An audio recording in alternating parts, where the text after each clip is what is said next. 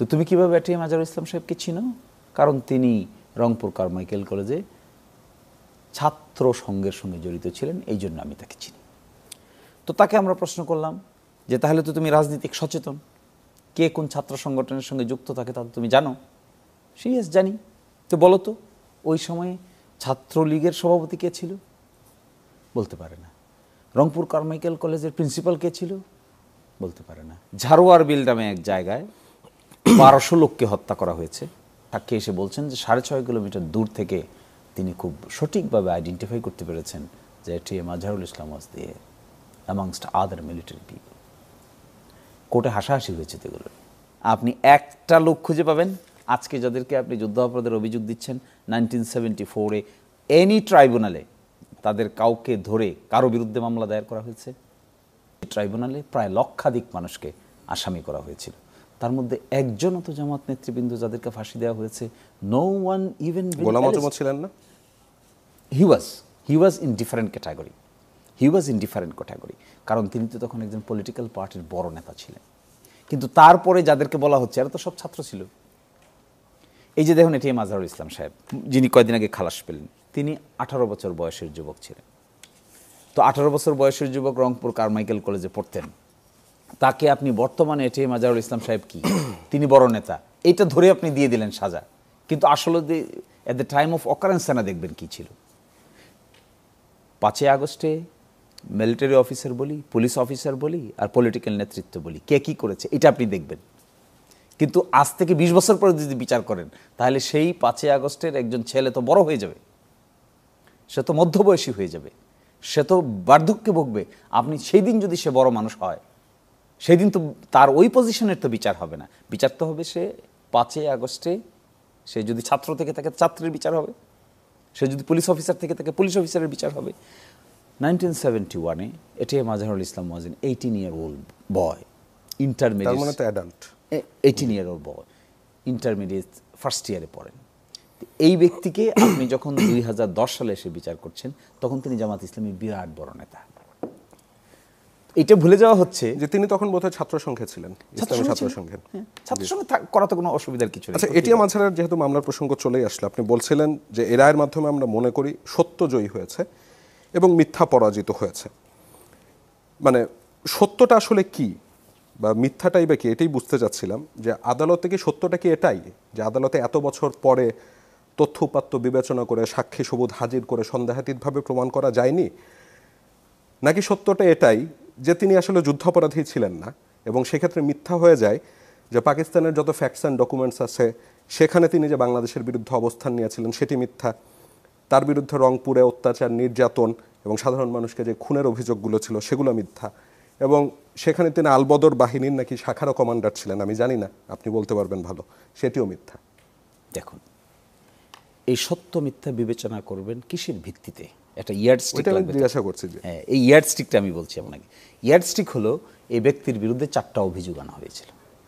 এই 4টা অভিযোগ ঠিক না বেঠিক এখানে সত্য মিথ্যার মানদণ্ড, এর বাইরে কিছু দেখার স্কোপ নাই কোর্টের সামনে। রাষ্ট্রপক্ষ প্রসিকিউশন পক্ষ 4টা স্পেসিফিক এলিগেশন এনেছিল তার বিরুদ্ধে। Question is end of the ডেতে এই 4টা স্পেসিফিক এলিগেশন প্রুভড হলো কি হলো না, তখনই আপনি বলবেন সত্য, তখনই আপনি বলবেন মিথ্যা। তো এই 4টার মধ্যে কি অভিযোগ? 4টার মধ্যে অভিযোগ হলো ঝাড়ুয়ার বিল নামে এক জায়গায় 1200 লোককে হত্যা করা হয়েছে পাকিস্তানি মিলিটারি। বুঝেছি, অভিযোগগুলো দুর্বল ছিল মনে হয়। এসেছেন তারা রেল গুমটি 6 নম্বর রেল গুমটি নামে একটা রেল স্টেশনে নেমেছেন, এক লোক 6.5 কিলোমিটার থেকে এটা দেখেছেন এবং 6.5 কিলোমিটার থেকে সাক্ষী এসে বলছেন যে 6.5 কিলোমিটার দূর থেকে তিনি খুব সঠিকভাবে আইডেন্টিফাই করতে পেরেছেন যে এটিএম আজহারুল ইসলাম ওয়াজ দিয়ে অ্যামাংস্ট আদার মিলিটারি পিপল। কোর্টে হাসাহাসি হয়েছে এগুলো। আরেক লোক এসে বলছেন যে তিনি 3.5 কিলোমিটার থেকে দেখছেন এটা, যে তিনি আরেকটা রেল থেকে নেমে যে ওই রেলের দিকে যাচ্ছে সেই রেলের দিকে হাঁটাহাঁটি করছে, তিনিও আছেন এখানে। আরেকজন ব্যক্তি বলছেন রংপুর কারমাইকেল কলেজে 4 জন ব্যক্তিকে হত্যা করা হয়, তারা রংপুর কারমাইকেল কলেজের শিক্ষক ছিলেন, তাদেরকে আইডেন্টিফাই করা হয়। আইডেন্টিফাই করার ক্ষেত্রে এটিএম আজহারুল ইসলাম সাহেব সহযোগিতা করেছেন।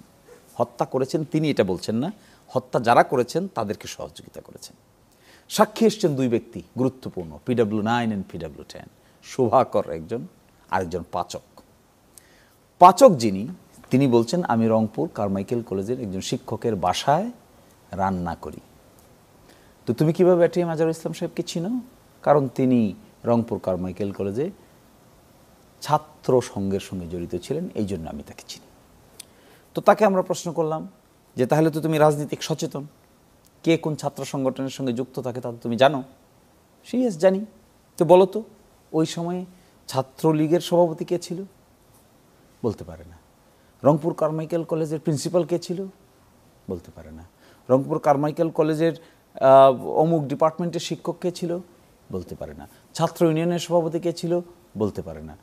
তাহলে তুমি একই চিনো? শুধু শুধু একই চিনি? টিউটরিং তো, দিস আর টিউটরিং। কেন টিউটরিং দেখেন, এই যে আপনি একটা কথা বলছেন একটু আগে, যুদ্ধাপরাধী ছিলেন কিনা, একটা কথা কিন্তু মিস্টেক। ইন্টারন্যাশনাল ক্রাইমস ট্রাইব্যুনালে কিন্তু এদের যে বিচার হয়েছে কারোই যুদ্ধ অপরাধের বিচার হয়নি। আচ্ছা, it's not war crime, it's a crime against হিউম্যানিটির বিচার হয়েছে। আপনার একটি বই আছে, an overview of 100 sensational murder case, যার ডেডিকেশন আপনি লিখেছেন যে dedicated to the memory of those who struggle for establishing truth and justice. এই এটিএম আজহারের মামলায় মানে একটা তো আছে আইনে অনেক কিছু 54 বছর পরে প্রমাণ করা খুব কঠিন হয়, কিন্তু এখানে কি জাস্টিস প্রতিষ্ঠা হয়েছে আপনার কাছে? মানে এটা আপনি মনে প্রাণে বিশ্বাস করেন? তাহলে আপনাকে ওই প্রশ্নের উত্তর খুঁজতে হবে, জাস্টিস কি, ন্যায় বিচার? ন্যায় বিচারটা কি? ন্যায় বিচার মানে খালাস হয়ে যাওয়া কি ন্যায় বিচার? না, খালাস হয়ে যাওয়াটাও ন্যায় বিচার না, আবার অযথা কাউকে সাজা দেওয়াটাও ন্যায় বিচার না, কারো অধিকার কেড়ে নেওয়াটাও ন্যায় বিচার না, আবার কাউকে অধিকার ফিরিয়ে দেওয়াটাও ন্যায় বিচার না। ন্যায় বিচার হলো যার যতটুকু প্রাপ্য তাকে ততটুকু বুঝিয়ে দিতে পারা। এবং মানুষের বিচারে, প্রকৃত প্রস্তাবে 100% ন্যায় বিচার করাটা অসম্ভব। কারণ আমরা হিউম্যান নেচার, হিউম্যান আইজ, হিউম্যান বিবেচনা বোধ, এটা অলওয়েজ ফলিবল।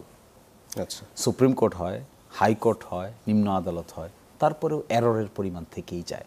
কেউ দাবি করতে পারবে না যে অমুক জায়গায়, এই জন্য একটা বিখ্যাত বই আছে কনভিক্টিং দ্য ইনোসেন্ট, ইংল্যান্ড থেকে এই বইটা বের হয়েছিল, যেখানে কিছু মানুষকে মৃত্যুদণ্ড দেওয়া হয়েছিল, যা 50 বছর 100 বছর পরে দেখা গেছে যে রং মানুষকে মৃত্যুদণ্ড দেওয়া হয়েছে।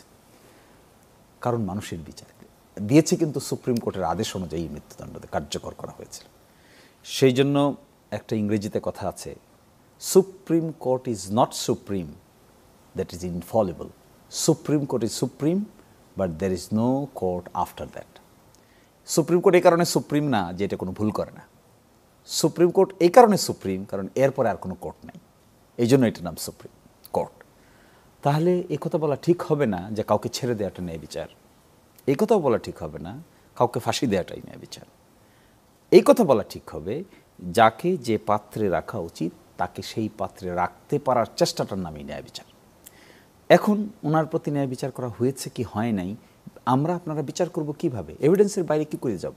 আমার আপনার বিশ্বাস থাকতে পারে, আপনার একটা বিশ্বাস থাকতে পারে, আমার একটা বিশ্বাস থাকতে পারে, আরেকজনের একটা বিলিফ থাকতে পারে, কিন্তু যখন আমি কাউকে আনসারেবল করব তাহলে তো স্ট্যান্ডার্ড লাগবে।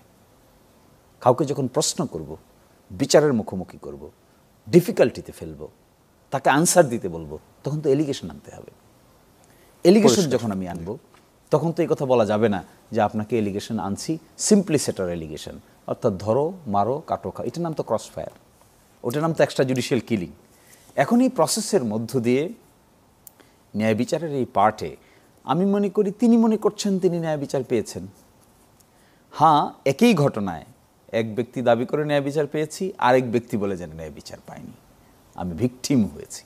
ফলে ভিকটিমস জাস্টিস নামে আর একটা কনসেপ্ট ডেভেলপ করেছে এখন, যে শুধুমাত্র কুইটাল দেওয়াটাই ন্যায় বিচার হবে না, যিনি মৃত্যুবরণ করেছেন বা ভিকটিম হয়েছেন, রেপ হয়েছেন, আর্সনের শিকার হয়েছেন, মার্ডার্ড হয়েছেন, অ্যাবডাক্টেড হয়েছেন, তারও তো একটা ক্রাই আছে, তারও একটা ন্যায় বিচার পাওয়ার আকুতি আছে। কিন্তু এই ক্ষেত্রে আমি মনে করি জনাব এটিএম আজহারুল ইসলাম সাহেব ন্যায় বিচার পেয়েছেন ওনার প্রেক্ষাপটে, আমাদের প্রেক্ষাপটে। কেন? Evidence was not there. এই এভিডেন্সের জায়গা থেকে এখন আমার শঙ্কার জায়গাটায় তাহলে চলে আসি। আইসিটিতে আপনি নিশ্চয়ই গভীরভাবে পর্যবেক্ষণ করছেন। আইসিটিতে শেখ হাসিনা এবং আওয়ামী লীগের বিভিন্ন নেতাকর্মীর যে মামলাগুলি হচ্ছে বা চলছে, এমন কি হতে পারে যে সময়ের কালে সেখানেও সাক্ষ্য প্রমাণের অভাবে তারা ছাড়া পেয়ে যাবেন? হতে পারে না এই কথা আমি বলছি না, কিন্তু আমি আপনাকে quality of evidence they collected, I believe it is good. আচ্ছা, কেন গুড? তারা ফার্স্ট হ্যান্ড ইনফরমেশন জোগাড় করেছেন। যেমন আমরা বলছি লেথাল উইপন ব্যবহার করার অর্ডারকে দিয়েছে, হেলিকপ্টার ব্যবহার করার অর্ডারকে দিয়েছে, বলা হচ্ছে যে গুলি করার আদেশকে দিয়েছে, স্নাইপার ব্যবহার করার আদেশকে দিয়েছে। তাহলে এখন প্রসিকিউশনকে বাইর করতে হবে আদেশটা কে দিয়েছে, either from walkie talkie or from NTMC, National Telecommunication Regulation, by sending a mobile message or a indoor closed discussion, অথবা কোনো মিটিংয়ে যারা পার্টিসিপেট করেছে যেখানে সিদ্ধান্তটা হয়েছে, that should be brought as in witnesses. অথবা একটা মিটিং রেজলিউশন দেখাইতে হবে যে অমুক জায়গায় এখানে এই মিটিং হয়েছিল, মিটিংয়ে এই ডিসিশন হয়েছে। এগুলো যদি প্রসিকিউশন হাজির করতে না পারে, শুধু মেরেছে দেখেছে বুঝেছে, এটা দিয়ে তো আর বিচার হবে না। কারণ এই এলিগেশনটা যখন আনা হবে, যখন বলা হবে he has committed murder upon such and such, mass murder, তাহলে he has to be given an opportunity to cross examine. পক্ষে সাক্ষী আনতে হবে, যাকে এলিগেশন নিয়ে আসতেছেন তাকে তো ক্রস এক্সামিনেশন করার সুযোগ দিতে হবে, জেরা করার সুযোগ দিতে হবে। তিনি এসে কি জেরা করবেন? তাকে যদি আপনি দেখান, yes this is the evidence, it happened in your office, you conducted a meeting, এই মিটিংয়ে অমুক 10 জন লোক ছিলেন, এই মিটিং রেজলিউশন, আপনার বক্তব্য কি বলেন, then that should be hard evidence. তা আমি মনে করি প্রসিকিউশন যদি হার্ড এভিডেন্স আনতে না পারে, it will be their failure. এবং বিচার কিন্তু মনে রাখতে হবে, বিচার কিন্তু একটা এক্সপার্ট বেস ওয়ার্ক। আপনার যেরকম একটা মিডিয়া চালানো একটা এক্সপার্টিস বেস ওয়ার্ক, এখানে তো বক্তৃতা দিলে কাজ হবে না। One must know technical know how. Technical know how কেউ যদি না জানে, অনলি বিকজ সে তার চেহারা সুন্দর, এই কথা বলে তো আর মিডিয়া চালাতে পারবে না। সেম থিং বিচারে আপনি যদি এক্সপার্ট লোক না থাকে আর এক্সপার্টিসটা বিল্ড আপ করা না যায়, তাহলে তো বিচার হবে না, কাগজে পত্রে বিচার হবে না। তাহলে তো আল্লাহর উপর ছেড়ে দিতে হবে। আর সেই ক্ষেত্রে আল্লাহ আপনারও আছে, আল্লাহ আমারও আছে, আসামিরও আল্লাহ আছে, প্রসিকিউশনেরও আল্লাহ আছে। এই কথা বলার কোনো কায়দা নেই। হার্ড এভিডেন্স আনতেই হবে, না আনাটা ইনএবিলিটি।